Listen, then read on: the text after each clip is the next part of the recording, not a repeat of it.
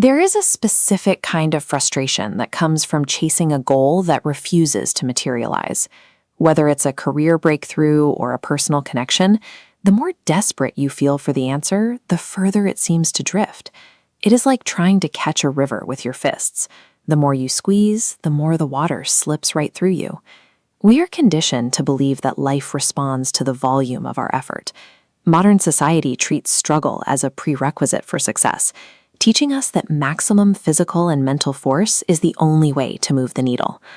Under this pressure, we instinctively move into a state of micromanagement. We plan for every potential disaster, we anticipate betrayal, and live with constant anxiety that if we stop forcing things to happen, our entire lives will collapse. Yet, if you look back at your own life, you might notice a strange pattern. The most pivotal moments, the friendships that lasted, or the opportunities that changed everything, often arrived when you weren't actively begging for them. It happens too frequently to be a coincidence, suggesting there is a mechanic at work that we often ignore. This creates a strange contradiction. We're taught to push harder to get what we want, but the reality of our experience often shows that the more we loosen our grip, the less resistance we encounter. Our obsession with forcing outcomes acts as a trap. By treating every goal as something that must be wrestled into existence, we might be creating the very obstacles we are trying to overcome. To understand why force fails, we have to look at the internal mechanics behind our actions. Every move you make is powered by one of two distinct internal states, fear or trust. When you act from a place of desperate needing, you are broadcasting a belief that you are currently incomplete. This state is rooted in the assumption that you lack what you need, and that you cannot rely on life to provide it. When you move from a place of lack, your energy stiffens into a rigid line. This tension creates a barrier, deflecting natural opportunities. Demanding strict results creates tunnel vision, blinding you to superior paths that float right past unnoticed. Letting go means stepping out of your own way. It allows you to move forward without dragging the heavy chains of fixed expectations behind you.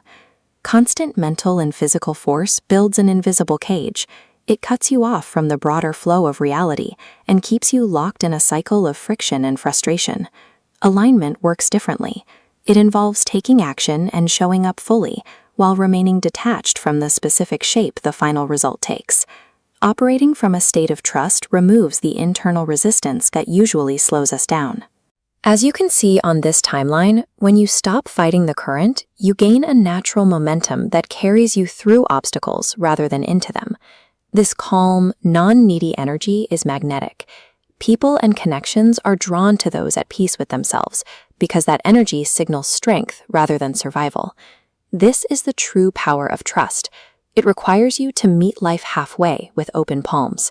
You are still moving, still working, but you are no longer trying to wrestle the world into a shape of your choosing.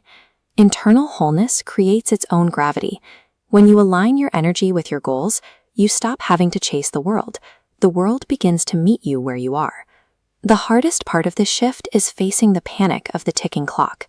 We live in a world that is always gasping for the next big thing, making us feel like every delay is a sign of failure. Speed is irrelevant if you are racing toward the wrong target. Force often breaks what it touches, and rushing into a situation you aren't ready for usually results in a collapse further down the line. In a state of trust, you begin to view obstacles as a form of protection. You trust that what is meant for you is already moving toward you, even when it is currently out of sight. Radical trust serves as a hidden strategic advantage. It is the art of surfing the waves of life rather than trying to dam the ocean, bypassing the exhausting friction of micromanaging chaos. It's time to ease the grip. Shift from a state of chasing into a state of receiving. Believe that life is preparing something better than you originally imagined, and allow it the space to arrive. What is meant for you is not fragile. It doesn't need to be strangled into existence. Your next chapter begins when you stop the chase and simply allow yourself to be ready.